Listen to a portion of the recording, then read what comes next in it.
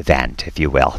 So we recognize that we need to think positively. Abraham Maslow did believe that self-esteem, the belief in yourself, was a critical need that precipitated the actualization of your life. My perspective is consistent with his point of view. Certainly, I use other language. The problem about self-esteem is that it suggests a self-concept, and we actually need to let that go for the renewal process.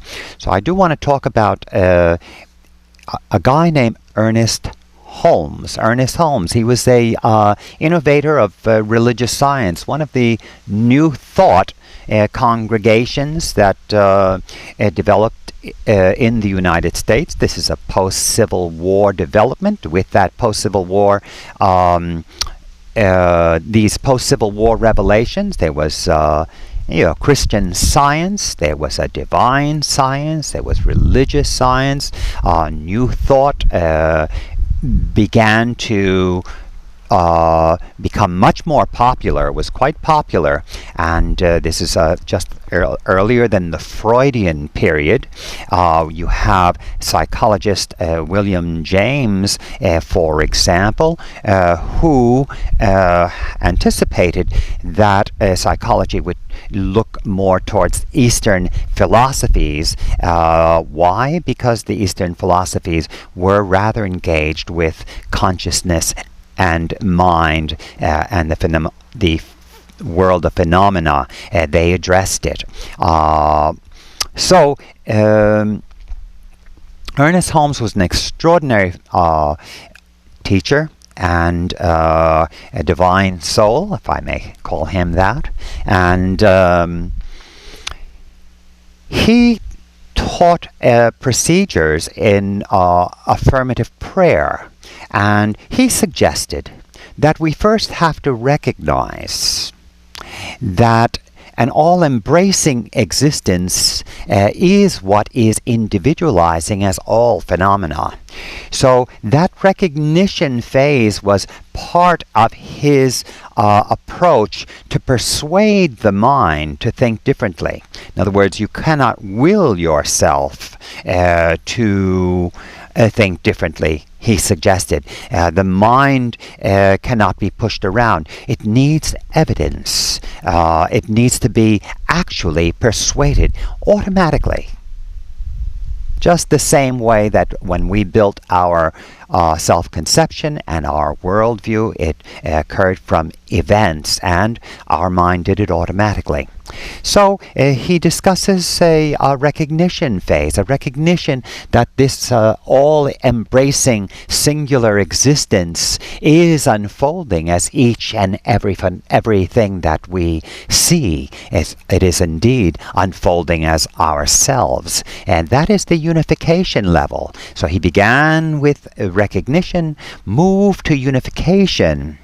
And then, after recognizing that we are embodiments of this singular, all-embracing, omniscient, omnipotent, everywhere element, we could then identify as it and then speak our word in the realization that we are indeed in constant renewal. Why? Because this infinite life is ever present, ever new, never began, never will end. It is always now, always new. So the renewal is justified, and you could see how the placebo effect, if I may call it that, not to confuse you, this is not a fooling of the mind, but a persuading of the mind.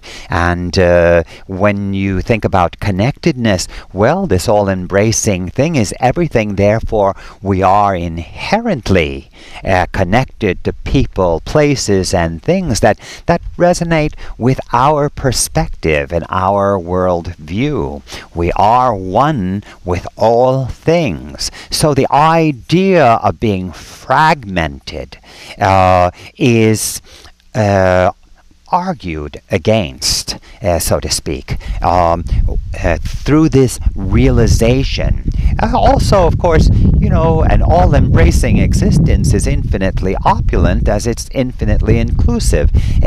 Once we unify with that, we recognize that we are heirs to the kingdom of God and that the fullness is indeed unfolding as and through us. So you can see how this is persuading us to get a better sense of expectancy, that we are foreseeing the wealth of existence unfolding as and through us. Wonderful. Last step, however, is release. We must not second guess this. We release it. As we would put a seed into the ground, cover it up. You don't come back and dig it up. You just leave it down there and let nature take care of it. Your faith, so to speak, is that a tree, vegetable, fruit will grow, and through natural processes. And so this letting go is a critical factor. Doubt undermines the process. Second guessing undermines the process. Now here is where mindfulness and this release come together. We modulate, we release even the ideas of well-being. We have true faith to modulate out, take a breath, let go of identity, let go of self-conception, worldview, and the value system associated with that perspective, your own and my own. We let that go, and we enter the meditative placement of attention. This now is suggesting that the meditative placement of attention, this is in fact a most critical aspect of the healing process. We release. It is true faith to let go of yourself. Let go, let God, they say. Common statements, folks, common statements that we have heard. However, we often fail to grasp how significant they are. So, mindful exposure to well-being is indeed the shifting out of ideas of well-being into the meditative placement of attention. We do the same thing when we identify disturbances. We do the same thing when we identify our maladjusted coping modes. We do the same thing when we sit with images of people that might disturb us, or even images of ourselves as children. We can have a reunion with these images, and then we shift to the meditative placement of attention. So we cultivate a divine indifference, a dispassion. This resonates with the karma yoga discussed in the Bhagavad Gita. We remain in the world but not of this world. So from images, we also then, as we did today, we discussed shifting to the meditative placement of attention from the ideas of well-being. A brief talk today again. I appreciate you tuning in. I hope this helps. If you know folks that are enduring elevated anxiety, encourage them to tune in. They may identify with my conversation. I have enjoyed the liberation from anxiety by degree, and better is better, folks. Through these practices are both practical and existential as well. We not only learn to cope with our emotional wounds, we learn to cope with the situation we're in. We are in a human condition, and this practice also allows us to manage that condition better.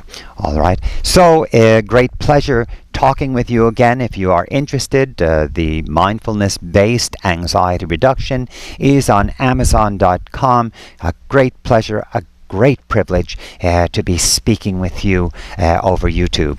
You take care of yourself. We'll see you again.